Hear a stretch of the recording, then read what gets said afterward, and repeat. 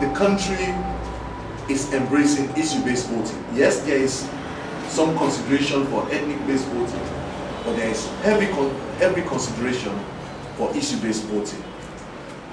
We do not intend to define policy like in the Western sense, people voting for healthcare, people voting for education policy of a particular candidate.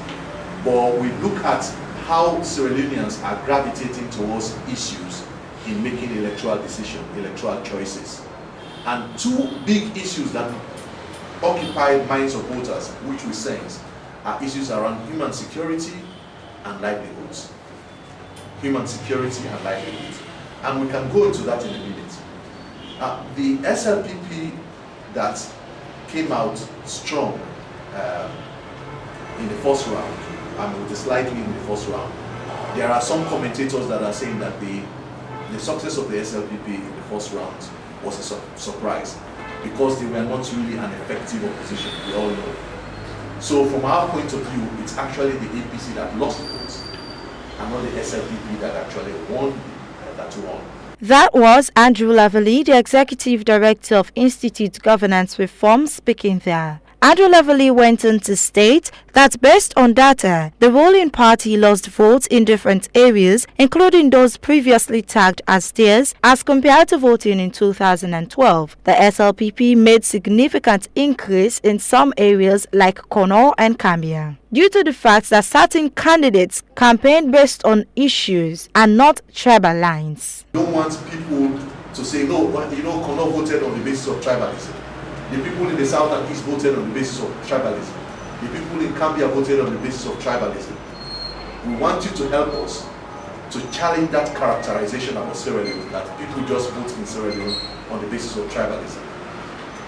By the way, mining started in Kono about 80 years ago, and we all know what is the state in Kono. So the entire parliamentary candidates in Kono district actually campaigned on the platform of mining, getting back mining revenue to benefit the Commons. So we are happy that such views can be represented in Parliament. That's one thing we're beginning to see. So when you go down to the south, where a lot of people thought, there is marginalization. The issue in the southern region was largely about people felt marginalized. People felt the distribution formula and the Ministry of Finance is not working in their favor. So that's why we saw that whilst in Kono, the ruling party's strength, victory, fell down by about 50%, the opposition figures increased. We can give you the tables, you will see the tables, and we'll be glad if we publish the tables as you see them. In Kenima, for example, opposition, SLPP increased their lead, their success from 2012 to 2018 by 7.4%. In Bo, they increased by 8.5%. In Moyamba, they increased by 12.5%. If you look at this table, you clearly see that in all of the districts, the ruling party was in the negative. So it's not just about the opposition areas. In fact, in the north, you can see that in the north, in Port Loko, there was a minus 25%. In Zonkolili, the ruling party fortunes fell by about 48%. The research director of Institute of Governance Reform, Fredline Makomakil, stated that people are starting to politicize tribalism and the media is aiding these institutions. But it has just been used by politicians in order to get votes for themselves. You've seen a lot of statements, strong statements where people are saying that this is wrong, we don't need to return back to those days, that we've had intermarriage, we have social media, we have education, that we're moving beyond. So we really, we appreciate that and the resilience too on the part of citizens. And our final lesson is the importance of leadership when it comes to addressing violence. We've seen around social media the pictures of the presidential candidates when they met at a party, hugging each other, arms around each other. And we've also heard messages during the debates about the need for peace and tolerance. We believe that these need to be intensified, and it has to come from the top. We need from the top, from the president, to take a stand against all incidences of violence, in his party, all presidential candidates to do the same, and also donor partners, calling people out. Ibrahim Tomi, the director for Center of Accountability and the Rule of Law, commented on incidents of intimidations and violations of human rights reported by various entities, including the National Electoral Commission. And if NEC is now saying that the activities of the Sierra Leone police have the unfortunate effect of intimidating their staff and therefore even interrupting their work, that clearly undermines the integrity of the process and its outcome. And that's scary.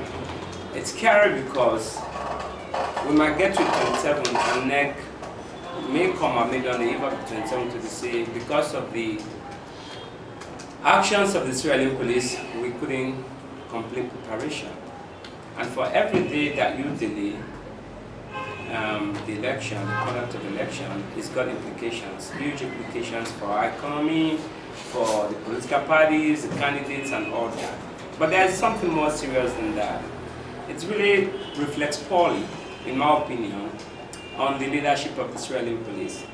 Clearly, the Public Elections Act provides for some sort of partnership cooperation because it lays on, NEC should liaise with the Sierra Leone police in providing security for elections. It is provided in law.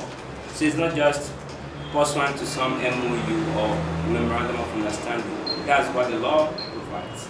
In the spirit of that relationship, you would, or I would have thought that if the Sierra Leone police is interested in some personnel of NEC, where there is reason to suspect that some officials or staff of NEC have behaved in ways that are illegal or inconsistent with the laws, you inform the leadership of NEC that we are interested in some of the personnel, or that we are visiting your site, or that we are investigating some report of malpractices, legal malpractices.